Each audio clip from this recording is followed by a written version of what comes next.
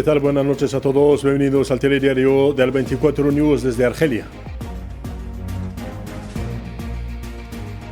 La ocupación sionista comete nuevas masacres en la franja de Gaza, cobrando la vida a más de 32 civiles en un día, mientras se conmemora el Día del Preso Palestino en medio de duras e inhumanas condiciones de detención de los palestinos. La enviada de la ONU para Libia presenta su primer informe al Consejo de Seguridad, en el que subraya que la crisis política continúa debido a la competencia por los recursos económicos, y el grupo A3+ pide que se resuelvan los contenciosos relacionados con las leyes electorales. Y en los últimos acontecimientos del expediente nuclear iraní, conversaciones entre Putin y Araghchi en Moscú, en vísperas de la segunda ronda de negociaciones en Roma con las partes occidentales.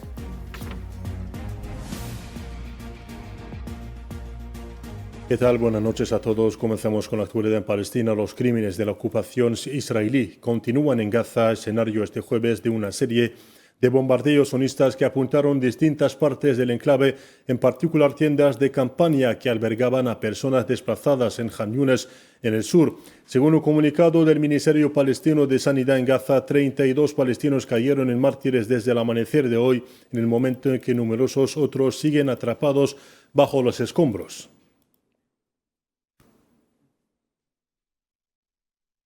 Y en su informe diario, el Ministerio Palestino de Sanidad de Gaza anunció que 40 mártires y 73 heridos han llegado a los hospitales de la Franja de Gaza durante las últimas 24 horas. La misma fuente señaló que de las víctimas desde el comienzo del genocidio ha ascendido a 51.065 mártires.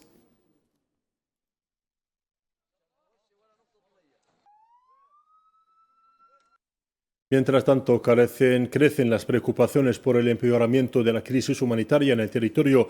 Las Naciones Unidas confirman que las autoridades sionistas de ocupación continúan obstruyendo la distribución de la ayuda humanitaria en Gaza, señalando que la ayuda no ha entrado en la franja de Gaza desde hace casi 2 meses. Israel sigue obstruyendo la distribución de ayuda humanitaria en Gaza. Hace casi 2 meses que no entra ayuda a la Franja de Gaza. Los trabajadores humanitarios siguen teniendo dificultades para llevar a cabo sus misiones, e Israel solo permitió el miércoles el paso de 2 de las 6 operaciones de ayuda humanitaria previstas, por lo que debemos seguir pidiendo el restablecimiento del alto el fuego y la liberación de todos los presos.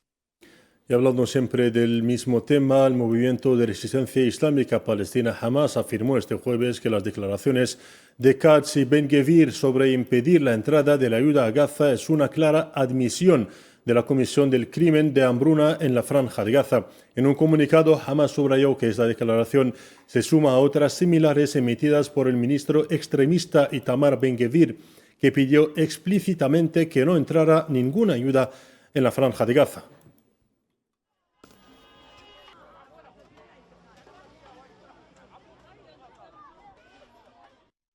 Un preso palestino cuya liberación estaba prevista dentro de 3 días ha caído en mártir esta mañana en el hospital sionista de Soroka, lo que eleva a 63 el número de los presos palestinos que perdieron la vida en las cárceles de la ocupación desde el inicio de la guerra, según las organizaciones de presos palestinos, que han afirmado que la alarmante impotencia del sistema internacional ha contribuido a la escalada de los crímenes de la ocupación contra los presos palestinos en sus cárceles.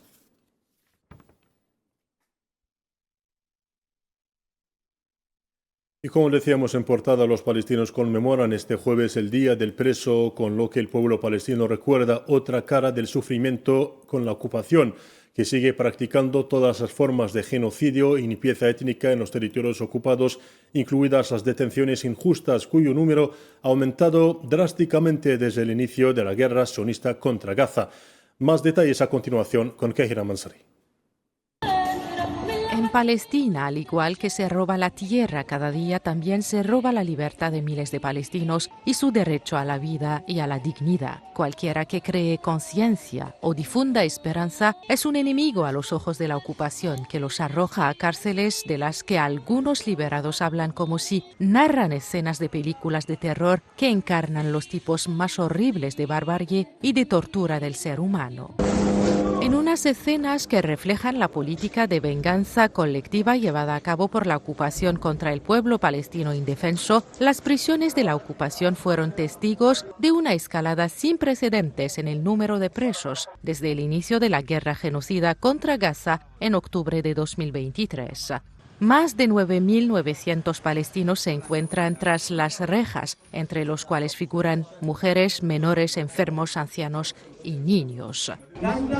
Y para honrar a estos miles de palestinos que se encuentran cautivos en las cárceles de la ocupación israelí, cada 17 de abril se conmemora el Día del Prisionero Palestino. Esta fecha coincide con la liberación del prisionero Mahmoud Bakr Hijazi, el primer preso palestino liberado por la potencia colonial como resultado de un intercambio de rehenes entre Palestina y la entidad sionista en 1974. Los palestinos celebraron este día con concentraciones y manifestaciones en Cisjordania ocupada para reclamar el legítimo derecho de los presos a la libertad, llamar a la protección de sus derechos y denunciar el silencio de las instancias internacionales. Llamamos al mundo entero para que garantice la protección de nuestros heroicos prisioneros que están sujetos a la Convención de Ginebra, a la Cuarta y Tercera Convenciones, al Pacto Internacional de Derechos Humanos con sus 30 artículos, así como al Pacto sobre los Derechos del Niño, que abarca 54 artículos. Cada artículo de estos pactos constituye una forma de protección, pero es como si estos artículos se hubieran redactado para otros pueblos y no para los palestinos. Más allá de un mero día simbólico, el 17 de abril se ha convertido en un día referente para el pueblo palestino en toda Palestina, al igual que en la diáspora. Un día que permite tanto al pueblo palestino como a los activistas por la justicia y la paz de todo el mundo expresar su apoyo a estos hombres, mujeres y niños que están en el centro de la resistencia a la ocupación sionista. En un contexto de intensificación de las medidas sionistas en el Quds ocupada, miles de colonos extremistas irrumpieron este jueves por la mañana en la bendita mezquita de Al-Aqsa bajo la protección de las fuerzas de ocupación sionistas en el quinto día de la llamada Pascua hebrea. Según los medios de comunicación, miles de colonos encabezados por miembros de la Knesset sionista realizaron sus rezos talmúdicos mientras irrumpían en la plaza del muro de Al-Buraq al oeste de la mezquita de Al-Aqsa y llevaban a cabo sus provocadores recorridos en su patio.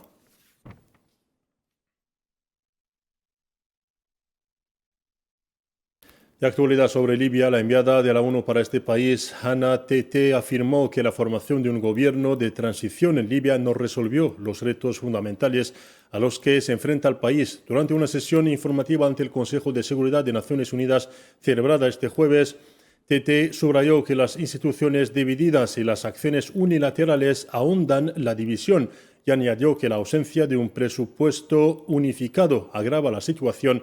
La misión de la ONU permanecerá vigilante para mantener la estabilidad, afirmó la enviada onusiana. La crisis política de Libia persiste debido a la competencia por los recursos económicos. Las instituciones fragmentadas, las acciones unilaterales que ahondan divisiones y la falta de un presupuesto unificado agravan la situación. Esto genera una inestabilidad macroeconómica caracterizada por el déficit del tipo de cambio, inflación y devaluación de la moneda. En paralelo a la labor del Comité Consultivo, la UNSMIL ha trabajado con expertos económicos para determinar las reformas para la sostenibilidad y gestión financieras. Vamos a seguir con las consultas para avanzar y estamos listos para apoyar a los principales actores políticos para convenir un presupuesto unificado que evite una crisis. En la misma reunión, Argelia, Sierra Leona, Somalia y Guyana han hecho un llamamiento para que se resuelvan los contenciosos relacionados con las leyes electorales con el fin de alcanzar soluciones prácticas para salir del estancamiento político en Libia. En una declaración leída por el representante permanente de Argelia ante la ONU, Ammar Benjama, el grupo A3+ subrayó la necesidad de que el comité asesor formule recomendaciones sólidas y viables para abordar las complejas cuestiones que rodean las elecciones en Libia.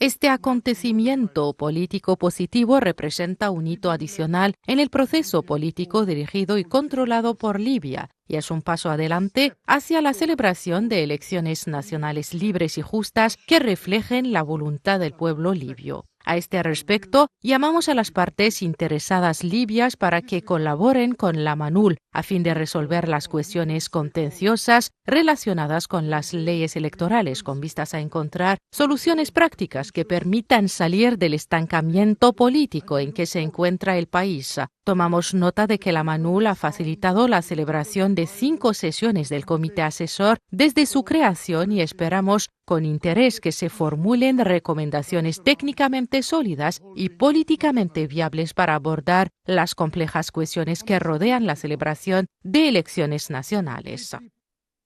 Por otra parte, el grupo A3+ expresó su preocupación por los recientes enfrentamientos en varias ciudades libias y llamó a todas las partes para que garantizaran el pleno respeto del acuerdo de alto el fuego y den prioridad a la unificación del estamento militar y de seguridad libio.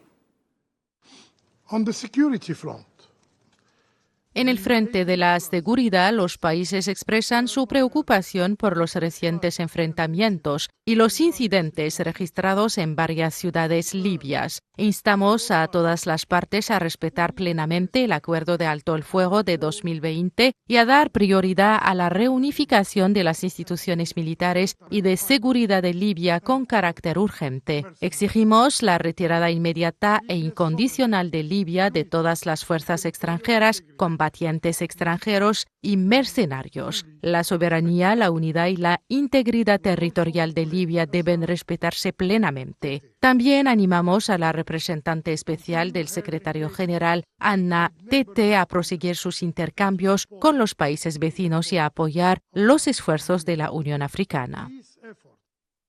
En cooperación regional, el presidente de la República de Argelia, Abdelmadjid Tebboune, recibió este jueves en Argel al ministro egipcio de Asuntos Exteriores, Inmigración y Expatriados, Badr Abdelati, quien le entregó una carta de su hermano, el presidente de la República Árabe de Egipto, Abdel Fattah al-Sisi.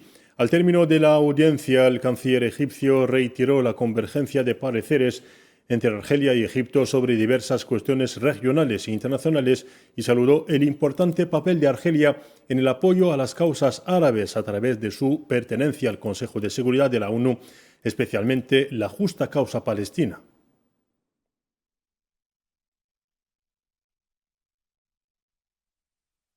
تشرفت اليوم بلقاء فخامة الرئيس عبد المجيد تبون. He tenido el honor de reunirme hoy con Su Excelencia, el presidente Abdelmadjid Tebboune, a quien he transmitido una carta de su hermano, el presidente Abdel Fattah al-Sisi. He expresado mi consideración por la visita que efectuó el presidente Abdelmadjid Tebboune a Egipto en octubre pasado y las importantes discusiones que mantuvo con el presidente al-Sisi que permitieron afirmar el carácter excepcional de las relaciones argelino-egipcias y los históricos lazos entre ambos países y pueblos, además de la convergencia de visiones sobre la necesidad de desplegar esfuerzos para lograr la paz y la estabilidad en la región, teniendo en cuenta las transformaciones y evoluciones aceleradas en la región árabe, Oriente Medio, África y el mundo entero. He abordado con el presidente Tebboune los esfuerzos árabes destinados a hacer frente a todos los intentos de liquidar la causa palestina y he saludado la posición de principio de Argelia para con los hermanos de Palestina y su respaldo a consolidar su resistencia en los territorios palestinos, así como apoyar el derecho del pueblo palestino a permanecer en su tierra y afrontar los planes de desplazamiento.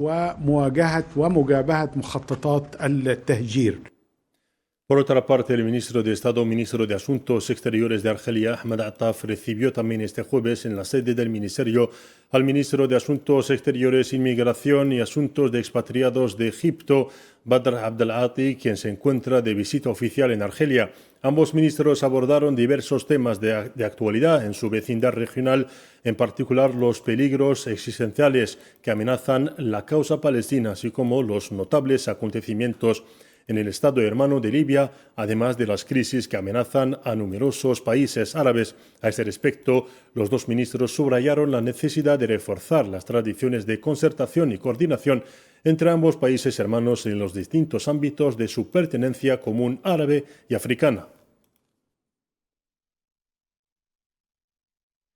La secretaria de Estado ante el ministro de Asuntos Exteriores de Argelia, encargada de asuntos africanos, Baghta Salma Mansouri, llegó este miércoles a Luanda, capital de Angola, para una visita de trabajo invitada por su homóloga angoleña Esmeralda Mendoza.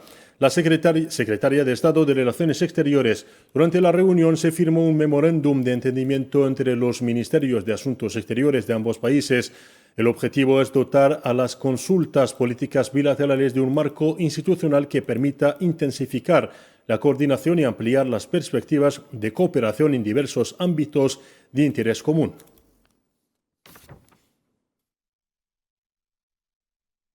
Y en cuestión saharaui, la representación del Frente Polisario en España ha emitido un contundente comunicado en el que expresa su más enérgica condena a las declaraciones del ministro de Asuntos Exteriores español, José Manuel Álvarez, pronunciadas durante una declaración institucional junto a su homólogo y representante del régimen marroquí, Nasser Bourita.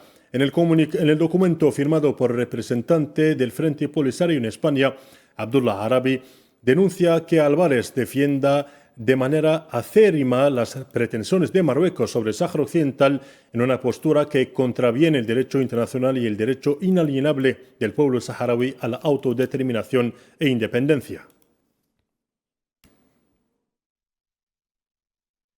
El ministro de Asuntos Exteriores de Irán, Abbas Araghchi, afirmó haber mantenido lo que calificó de útiles conversaciones con el director general del Organismo Internacional de Energía Atómica, Rafael Grossi, quien llegó a Teherán ayer por la noche. Araghchi dijo que el organismo onusano no debe sucumbir a las presiones internacionales para poder mantener la concentración en sus funciones técnicas y desempeñar un papel positivo en la solución de la cuestión nuclear en un futuro próximo.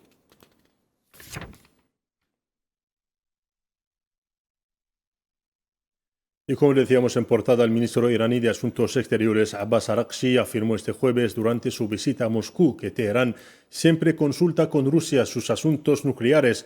La agencia de noticias rusa TASS citó a Araghchi diciendo que tiene la intención de discutir temas relacionados con las conversaciones nucleares entre Irán y Estados Unidos durante su visita a Moscú. La visita de Araghchi a la capital rusa se produce antes de las conversaciones previstas para el próximo sábado entre Estados Unidos e Irán sobre el programa nuclear iraní.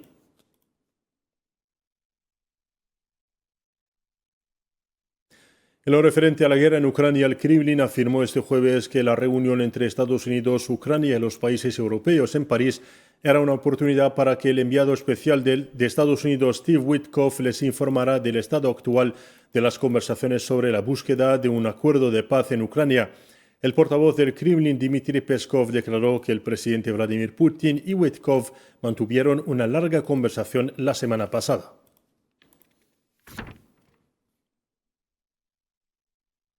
La portavoz del Ministerio de Asuntos Exteriores de Rusia, María Zakharova, declaró este jueves que Ucrania sigue violando a diario la moratoria de ataques contra infraestructuras energéticas acordada por Estados Unidos, con un total de 80 ataques desde que entró en vigor la pausa. Zakharova afirmó que Rusia había transmitido la información a Estados Unidos. Una vez más, constatamos el incumplimiento por parte del régimen de Kiev de la moratoria de 30 días sobre los ataques contra el sector de los combustibles y la energía acordada por los presidentes de Rusia y Estados Unidos y, por cierto, apoyada por Zelensky. Las Fuerzas Armadas ucranianas llevan a cabo ataques con drones en las infraestructuras del sector energético y de combustibles ruso literalmente todos los días. Desde que se anunció y llamado alto el fuego energético, se han registrado más de 80 ataques de este tipo, repito, del régimen de Kiev. Y la violencia continúa en Sudán. Más de 60 sudaneses murieron y otros resultaron heridos tras los bombardeos de las fuerzas de apoyo rápido sobre varias zonas de Al-Fasher. Fuentes de medios de comunicación sudaneses confirmaron que las fuerzas de apoyo rápido lanzaron violentos ataques contra diversas zonas de Al-Fasher, matando a 62 sudaneses, entre ellos 15 niños y 17 mujeres. Y en Argentina, violentos enfrentamientos entre manifestantes y la policía estallaron de nuevo ayer en Buenos Aires, la capital, lo que provocó el uso de gas pimienta por parte de la policía. Los jubilados protestaban contra las medidas de austeridad del presidente Javier Milei, que según afirman han afectado significativamente a sus medios de subsistencia, con la consiguiente pérdida de poder adquisitivo y restricciones en el acceso a medicamentos y servicios sanitarios.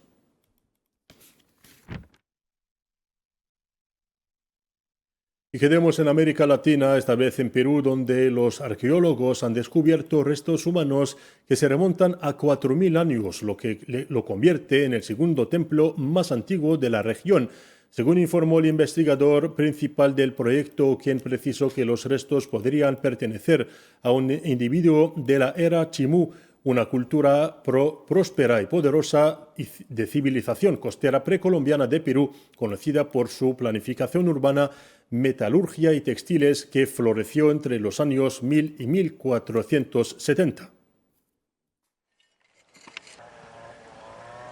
Hemos registrado arquitectura del periodo precerámico con esquinas curvas y adobes troncopiramidales, y además hemos encontrado un entierro humano de un posible adulto. Por la posición del individuo estamos creyendo que podría tratarse de un sacrificio posterior de la época Chimú, posiblemente. Eso lo corroboraremos más adelante.